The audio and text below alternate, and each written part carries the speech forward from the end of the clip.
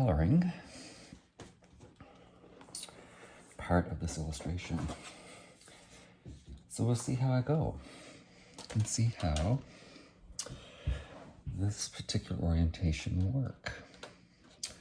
So I'm choosing some colors today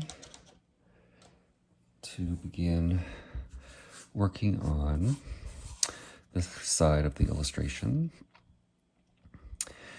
And we've got a lot covered here.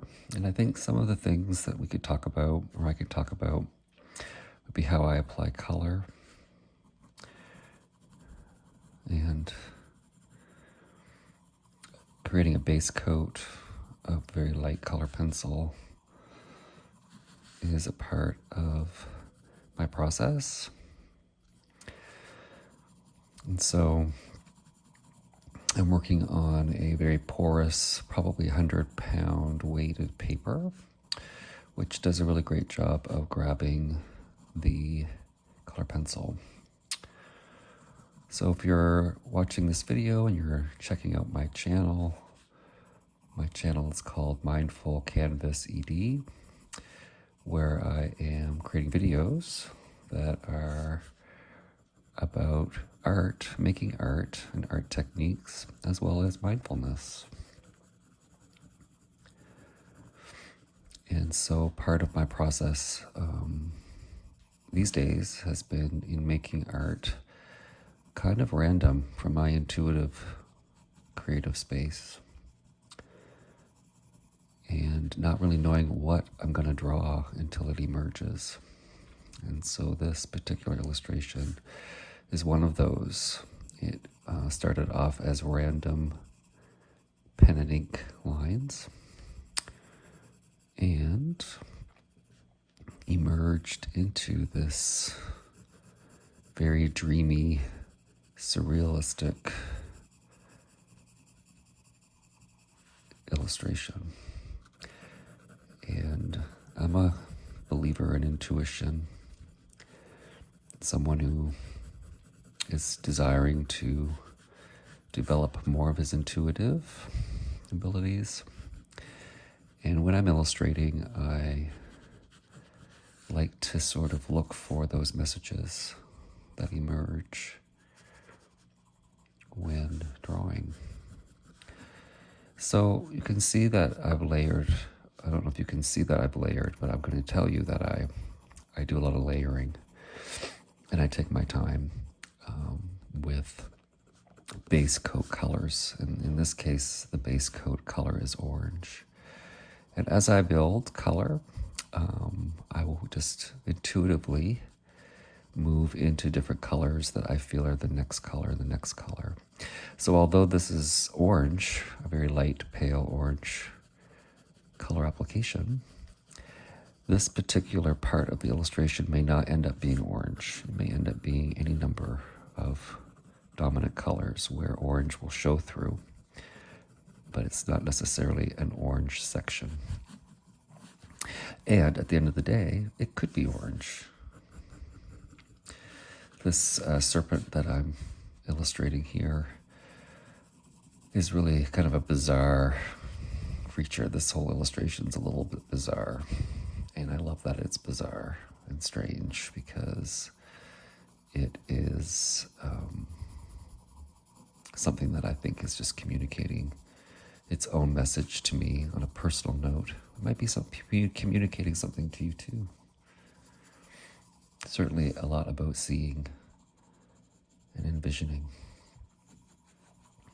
And when I was creating this, I could see these patterns of squares on the serpent's body, and they kind of look like fingernails and fingers, and so I just went with that, seeing what the message might be in the interesting designs that emerge. I definitely feel like this is a illustration about communication, seeing, perceiving. It feels ancestral almost. It feels kind of interdimensional, dreamy. I found it really interesting, this sort of Cyclops character that emerged, sort of the seeing eye here, and also on this side of the drawing, the seeing eye. And of course, all these different heads looking from all these different directions. So it's sort of seeing from all kinds of different directions and perspectives, which I love that. I'm going to transition my color soon. I'm going to get this last little bit of orange up here. Some nice warm colors.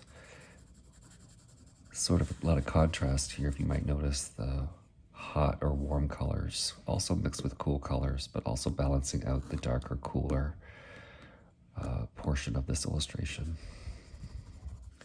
I'm going to now add some green. You say, Robin, why would you add green?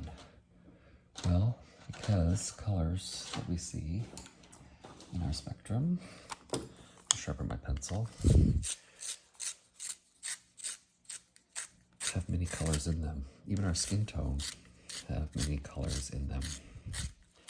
It's not just flesh tone or pink that you might see in a person's skin tone, or brown or dark brown.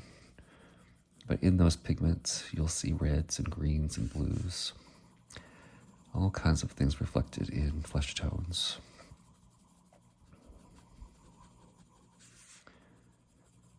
And that's what gives it depth and some dimension and some interest and lifelikeness. What's your favorite medium that you like to do? Do you like color pencil? What's your favorite medium of choice? I'm curious to know what other artists are doing. This is the first time for me to put videos out on social media. And I have to say that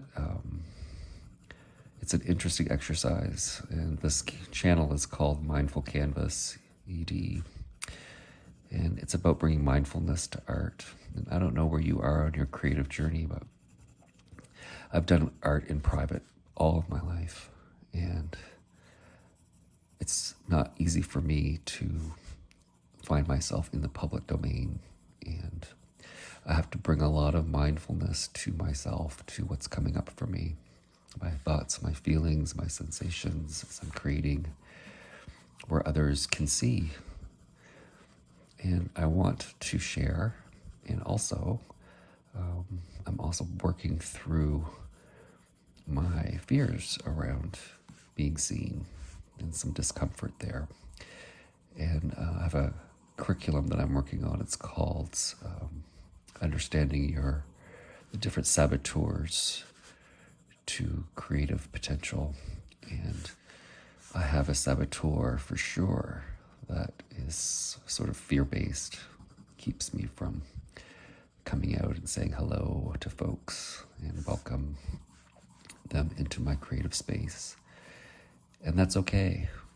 Part of mindfulness is welcoming all of the thoughts, feelings, and sensations without judgment, and allowing them to be exactly as they are, and just bringing kindness and love to all of the things. So what did you notice as I put green with this peach color? It started to change it, didn't it? Feels a little different with some green added. I find it more interesting. I find it enjoyable to see what effects that colors have with each other, the relationship between different pigments. Colors that you may not think to put together suddenly inform the other colors and inspire me to bring in another color. And I'm feeling to bring in some blue, so I'm going to do that next.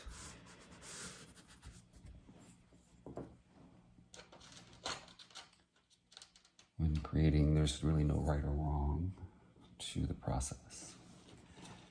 It's, for me, play. It's being creative. It's experimentation.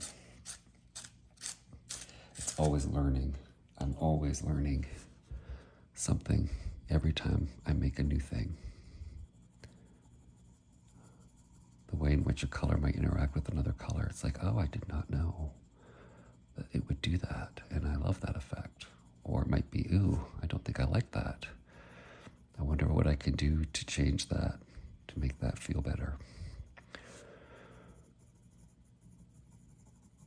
And sometimes it's accepting the outcome as it is, as being perfect as it is. Perfectionism can be a saboteur, keep us from creating. So I'm mindful of saboteurs. The heat just kicked on, so you might hear a little bit of background noise. I'm coloring from my home in San Francisco, and it's a little chilly today. Sunny, but cool. Where are you all located? Let me know in the chat. I'd love to hear from you and see who's watching. What do you think about the effects of these merging of these colors together? Would you like to try this at home too? I'm being gentle with my pressure, and I'm allowing the paper, because it's quite porous, to pick up the pigment. And it's sort of filling in the little spaces. And I'm just going around, not really thinking a lot about where I'm putting the color down. It's probably an intuitive process a bit for me, where I'm moving around a lot of the shaded areas and leaving a lot of the highlighted areas on the top surface central area, I guess you could say, while I'm shading, bringing some of these it's bringing some darkness into the space. So it's like a shadow effect using these greens and blues. I'm gonna bring some purple in next.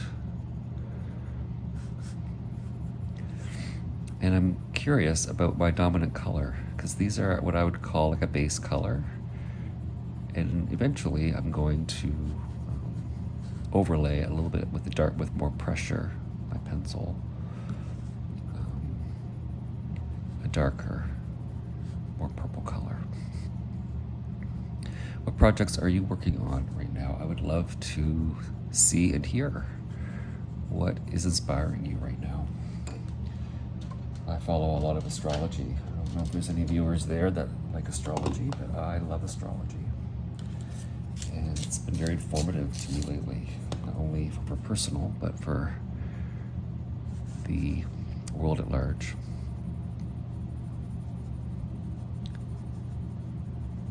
So I'm adding in just a little bit of this mauve color. It's subtle, and you say, what difference does a little bit of subtle color make? Well, it actually contributes to the entire color palette eventually. And it's those subtle colors that may not be super obvious that actually the eye picks up on, which is a really neat thing about color. We see millions of colors, not really realizing how many colors we see process. And so sometimes these little bits of mauve will be picked up, and the eye will process that as part of the whole image. And I find there's a lot of beauty in bringing these colors in. And again, it's like that mystery of what will this color finally be?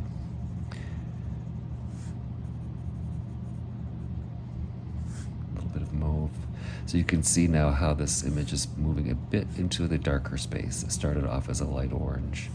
Now it's feeling darker, almost a bit of grayness coming to it. Feel almost a little bit of a dead flesh tone, which is really interesting.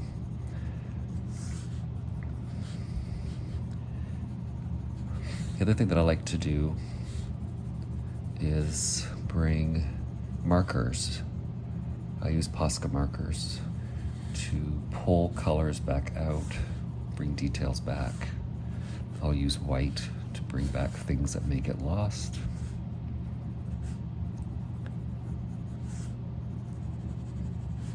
That's always a fun process also. So I don't get too worried as I draw. However things show up, I just let them be and just see what the creative journey brings. There, that heat just went off. A little quieter now. I'm going to another green. It's going to be kind of this aqua color. I'll sharpen that. I'm curious if this particular area is going to become similar to this area. That's what it's feeling like, it's going in that direction. Like maybe they are connected to each other.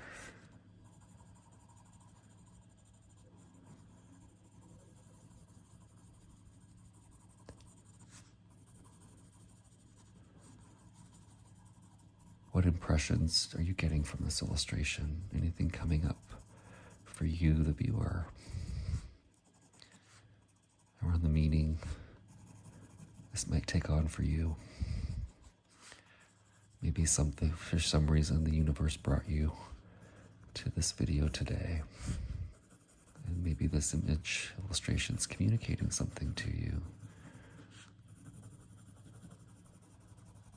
That might be confirmation or bringing up a thought or an idea or an impression to pay attention to. That's what mindfulness in art is.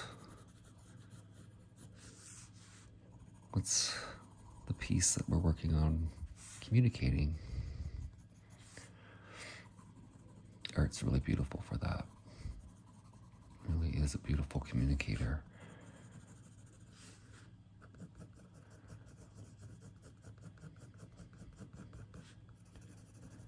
I like to encourage people to bring a lot of love to art, especially if you're making art for yourself, to really use it as an opportunity to love self.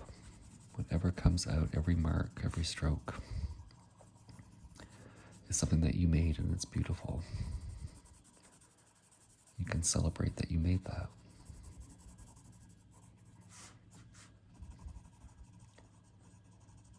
And it has value, just like you have value.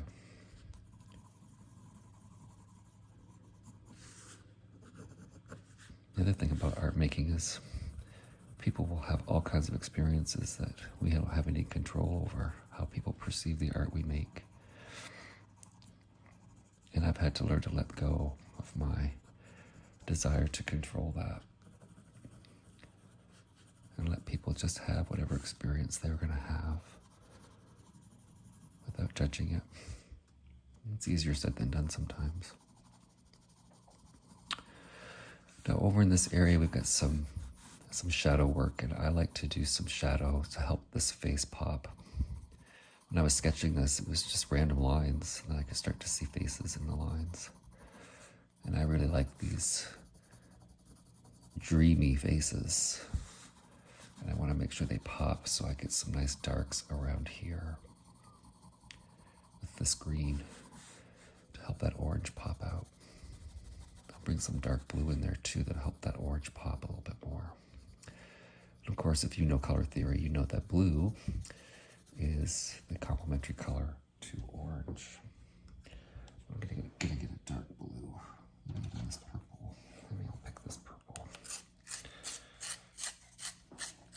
Purple has blue in it too, so it'll work. It'll work.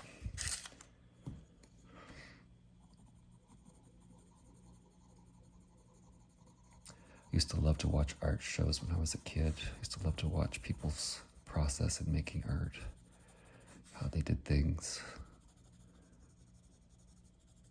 I found the process of watching people illustrate or paint something really cathartic. It's like I could experience their catharsis.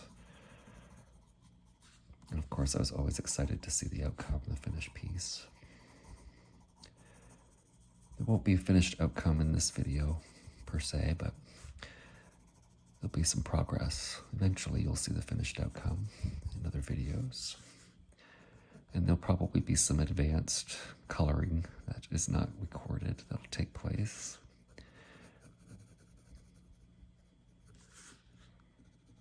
So yes, this area of the illustration's getting darker and darker. I'm feeling some red needs to come. So we're going to get some reds here, but you can see I'm kind of moving all around.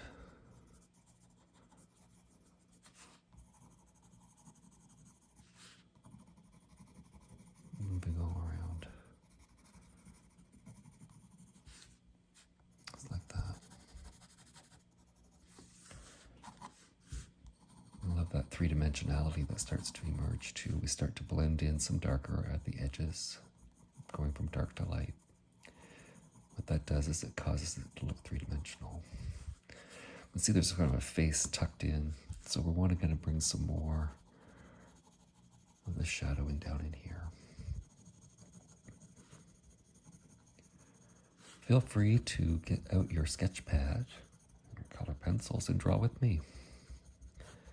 If you feel like if you're feeling inspired, we can do it together. You can send me a picture maybe in the chat what you're working on. I'd love to see what you're creating.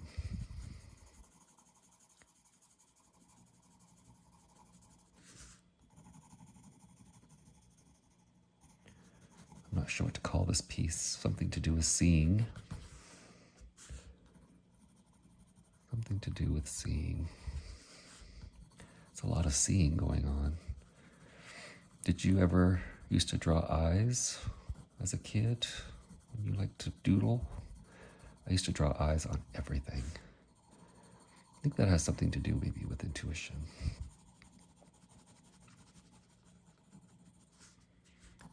Being able to see beyond our eyesight, physical eyesight.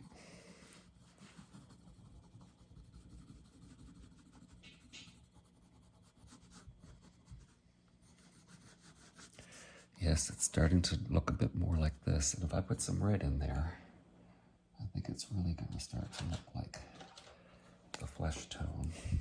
I want to forget this little spot up here. Kind of forget about this little section.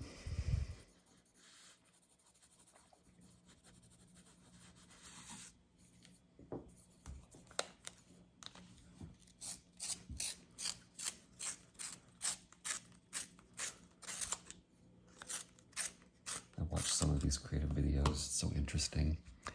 Sort of that ASMR aspect to them. You can hear all the sounds, all of the containers and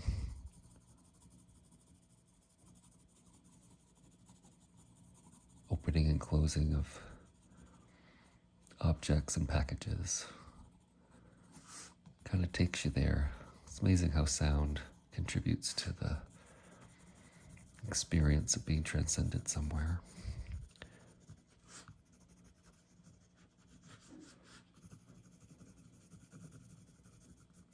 So it's interesting, all those cool tones sort of are like a deadening effect, but then you put reds and oranges back in, it's almost like putting blood back into the body. It starts to warm it up. And it seems to come alive a little bit more, like it's living or pulsating. I like that effect.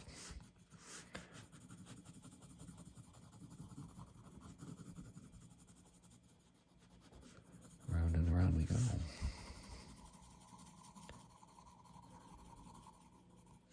Looks like another fingernail right in here, which I kind of lost a little bit of that. I can probably bring it back with maybe some yellow. I'll just drop some yellow in there to remind me to come back with some white later. See if I can bring that back. A little bit of yellow. These fingernails. A little creepy, no doubt. I'm okay with that. Bring a little bit of yellow into this face too. Just want to bring some warmth in there, some brightness. I don't know what to do with the pupil. Put a little yellow in that section too. I'm going to sign off here shortly. Stay tuned for some more videos that I'm going to be bringing that will show more technique. I'm going to bring markers in next time. And we're going to show you a little bit about how we build using markers. That helps things pop. This is really, again, a base of color. It's a little bit on the lighter side. When you bring markers in, those are a little bit more permanent. They're stronger. They're very determinate. of what is the dominant color going to be. Yeah, but reds really bring some interesting dimension. I love this. Might be going to move towards the red side. I'm feeling quite a bit of magnetism around red.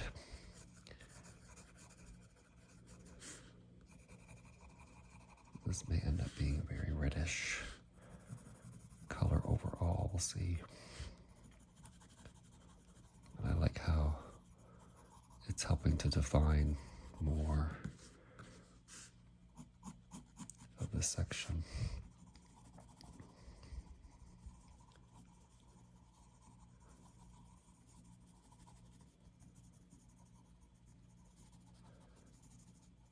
Sometimes I'll go back with marker, and stuff that gets lost, I pull it back out with some dark, add more detail. And then you take white, opaque white, could be paint, could be this Posca markers I mentioned, this opaque white. You can pop out details, just like you can see here in the arms, the chest and body of this figure. I popped out the edges with the white. I'll do that consistently throughout. Thank you for joining me for this video, and I look forward to hearing more from you and connecting and making art together in the safe space to be together and create. Bye for now.